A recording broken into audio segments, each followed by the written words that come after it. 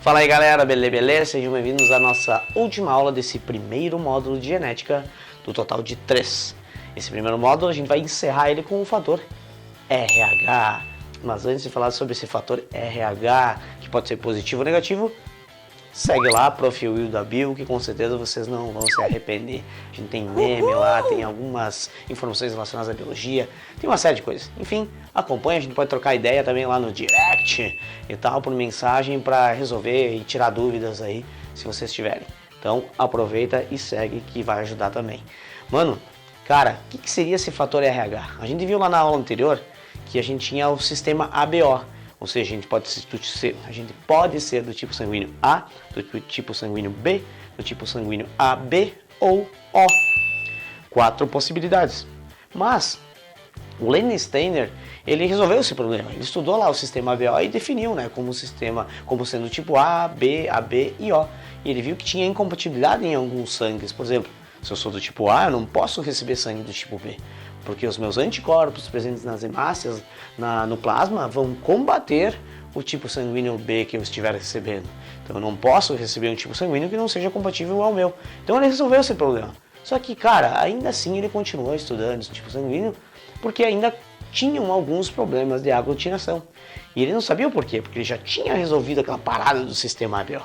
Mas, olhando mais a fundo nessas hemácias, ele viu que existia uma proteína nas hemácias lá, que em algumas hemácias existiam essas proteínas e outras não. E aí ele chegou à conclusão que, mano, só pode ser que esta proteína também vai influenciar na aglutinação do sangue e na tipagem sanguínea. E ele chamou essa proteína de proteína D, tá ligado? E ele estudou esta proteína D nas hemácias, na membrana plasmática das hemácias, em uma espécie chamada de macaca rhesus. E então, ele pegou e disse, macaca rhesus, cara, rhesus começa com RH. Vou chamar a presença dessa proteína D nas hemácias de fator RH de rhesus. Cara, é só um pouquinho de história aí pra gente ver como é que surgiram as paradas, mas isso não interfere nas questões. Mas o fator RH ele pode ser fator RH positivo ou negativo. Se for positivo, eu terei esta proteína D, que a gente chama, nas hemácias, nos nossos glóbulos vermelhos. Se eu não tiver esta proteína D, eu serei fator RH negativo. Simples assim. Vamos olhar para esse quadro, que com certeza ele é muito mais importante, eu diria. Fenótipo. Vocês sabem que fenótipo é característica do indivíduo. E a tipagem sanguínea, ela é definida, né? O fenótipo é definido através do genótipo. Então, o fenótipo positivo para fator RH, se eu terei lá a proteína presente nas hemácias, então eu chamo de fator RH positivo, como eu disse. O meu genótipo ele vai ser desão ou desão-desinho. Toda vez que eu tiver no mínimo um alelo dominante do tipo desão, do gene desão que eu chamo, eu serei fator RH positivo. E como é um caso de dominância e recessividade, o alelo dominante desão domina o desinho, por isso que desão ou desão-desinho será fator RH positivo. Terei a proteína nas hemácias. Para eu ser fator RH negativo, obrigatoriamente eu tenho que ser homozigoto recessivo, ou seja, desinho. E aí eu não terei o fator RH, serei negativo, não terei a proteína D na membrana plasmática dos meus glóbulos vermelhos ou das hemácias. Então, de novo, para ser fator RH positivo, para eu ter o fenótipo positivo para o fator RH, eu tenho que ser desão ou desão-desinho. Dominante, presença da proteína na hemácia. Para eu ser fator RH negativo, não ter a proteína nas hemácias, eu tenho que ser desinho, homozigoto recessivo. Encerramos o assunto do fenótipo e do genótipo. Muito fácil. Dominante, recessivo. Já era. Presença ou ausência da proteína nas hemácias. Mas a gente tem que estar ligado numa outra parada. Porque, cara, vocês lembram que a gente tem no nosso plasma sanguíneo os anticorpos lá no sistema ABO. Os anticorpos para o tipo B se eu for do tipo A. Eu tenho anticorpos anti-B se eu for do tipo A. Se eu for do tipo B, eu tenho anticorpos tipo A. Vamos olhar aqui no RH como é que funciona a parada. Se eu sou fator RH positivo, ou seja, se eu tenho a presença da proteína nas hemácias, é óbvio que eu não vou ter anticorpos no meu plasma. Por quê? Porque senão os anticorpos iam combater aquela proteína que eu tenho nas hemácias, iam combater o meu próprio sangue. Então, toda vez que um indivíduo for fator RH positivo, ele não vai apresentar anticorpos no plasma sanguíneo para o fator RH. Simples assim. Vamos olhar o negativo, velho. O negativo, toda vez que eu for fator RH negativo, eu não tenho a proteína nas hemácias. Eu nem tenho o fator RH. Ou seja, significa que eu vou ter anticorpos no meu plasma. Mas calma. Mas eu só vou ter anticorpos no meu plasma se eu for sensibilizado. O que significa isso? Que naturalmente eu não tenho anticorpos no meu plasma. Eu só terei os anticorpos a partir do momento que eu entrar em contato com um tipo sanguíneo positivo. Tá ligado? Ou seja, eu sou fator RH negativo, não tenho anticorpos no meu plasma, mas eu terei os anticorpos se eu entrar em contato com um tipo sanguíneo positivo para o fator RH. Ou seja, eu serei sensibilizado e a partir dessa sensibilização eu desenvolverei anticorpos. E aí, se eu for ter outra transfusão sanguínea de um fator RH positivo, eu já tenho os anticorpos. Problema. Ok? Então se liguem nesse quadrinho, ele é simples, é importante, mas fator RH positivo, não tenho anticorpos. Fator RH negativo, eu também não tenho anticorpos. Mas se eu for sensibilizado, desenvolverei os anticorpos para o fator RH positivo. E isso, velho, isso é muito importante porque é uma das causas da famosa eritoblastose fetal ou doença hemolítica do recém-nascido, que a gente vai ver no próximo quadro. Partiu o próximo quadro.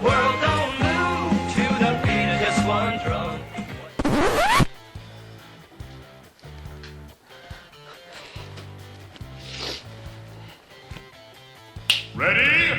Fala aí, galera, belê? Não estranhem a voz, porque nem sempre a gente consegue gravar na sequência os quadros, né? A gente dá aula em algumas escolas, as gatas estão fazendo uma baderna aqui, né? Isabel, olha só essa gatona, tem a Erin que não tá aparecendo por aí, né?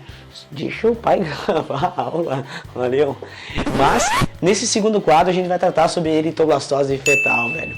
Vocês lembram que naquele primeiro quadro, dessa última aula, desse módulo de genética, a gente trabalhou com o que condicionava o fator RH, o aparecimento desse fator RH. O fator RH nada mais é do que a presença ou não de uma proteína chamada proteína D nas hemácias.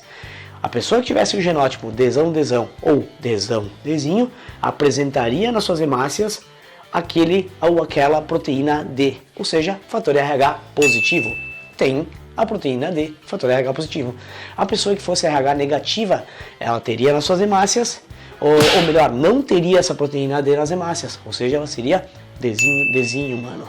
E vocês lembram que o fator RH positivo não possui os anticorpos no seu plasma sanguíneo para o fator RH, porque ele é RH positivo, ele não pode ter um anticorpo por próprio tipo sanguíneo. A pessoa que é RH negativo, ela também não apresenta naturalmente os anticorpos no seu plasma sanguíneo, mas se ela tiver contato com uma pessoa fator RH positivo, ela vai começar a produzir os anticorpos, ela vai ser sensibilizada e vai começar a produzir os anticorpos para o fator RH positivo. Pode crer? A partir disso, a gente pode então falar sobre a eritoblastose fetal, que nada mais é do que a incompatibilidade sanguínea entre o sangue da mãe com o sangue do feto que está em desenvolvimento aí no seu útero. Pode crer, gente? Então, saca só que eu preciso seguir alguns passos pra gente entender essa parada. Gatas, parem! Elas estão fazendo uma baderna aqui, gente, no meu quarto. O estúdio é o quarto, não tem problema nenhum. Se vocês escutarem algum ruído, algum rangido de gatos, nem na bola que são as duas brincando. Pode querer, vou até botar uma fotinha delas aqui pra vocês sacarem que tem as duas. Vamos lá. Então vamos seguir o passo a passo sobre a eritoblastose fetal. Primeiramente, gente, a mãe obrigatoriamente tem que ser fator RH negativa. Mãe tem que ser RH negativa. Ou seja, o que seria esse fator RH negativo? Ela não vai apresentar aquela proteína D nas hemácias dela. Só que para o bebê ter eritoblastose fetal, obrigatoriamente o pai dessa criança que teve um filho com essa mãe RH negativa, o pai tem que ser RH positivo, para poder ter ali uma ou um filho do fator RH positivo também, Então, primeiro passo, mãe tem que ser RH negativa. Segundo passo, pai tem que ser RH positivo obrigatoriamente. E o primeiro filho desse casal também tem que ser RH positivo. Como assim? Olha só, na hora do parto ocorre o deslocamento da placenta. E o sangue do bebê, que é RH positivo, entra em contato com o fator RH negativo da mãe. E aí aquela história de ser sensibilizada ocorre aqui. Ou seja, a mãe acaba de ser sensibilizada. Ela acabou de ter contato com o fator RH positivo do filho e isso passa a fazer com que a mãe produza os anticorpos para o fator RH. Então ela foi sensibilizada no primeiro filho. O primeiro filho não vai ter eritroblastose fetal, mas esta mãe foi sensibilizada e se o segundo filho for do fator RH positivo, pronto, ele vai ter eritroblastose fetal. Porque os anticorpos conseguem atravessar a barreira placentária aí entre a mãe e o feto. Então aqueles anticorpos que a mãe passou a produzir, se o filho, ou melhor, se o segundo filho for fator RH positivo, esses anticorpos atravessam a barreira placentária e vão começar a destruir as hemácias do bebê. Ou seja, o segundo filho vai ter eritroblastose fetal. De novo, passo a passo. Mãe tem que ser RH negativa, beleza? Pai tem que ser obrigatoriamente RH positivo. Primeiro filho também tem que ser RH positivo. Na hora do parto desse primeiro filho que é RH positivo, ao deslocamento da placenta, ao rompimento de alguns vasos sanguíneos da mãe aí com a placenta, enfim, onde o bebê está, com o cordão umbilical, essas paradas todas, e aí passa a ter contato o sangue da mãe com o sangue do bebê. Aí o sangue do bebê sensibiliza a mãe, que é o quarto passo. Sensibilizando a mãe passa a produzir os anticorpos para o fator RH. Se o segundo filho for RH positivo, pronto, pimba, já era. Os anticorpos que a mãe passou a produzir, porque ela foi sensibilizada, atravessam a barreira placentária e começam a destruir as hemácias do bebê.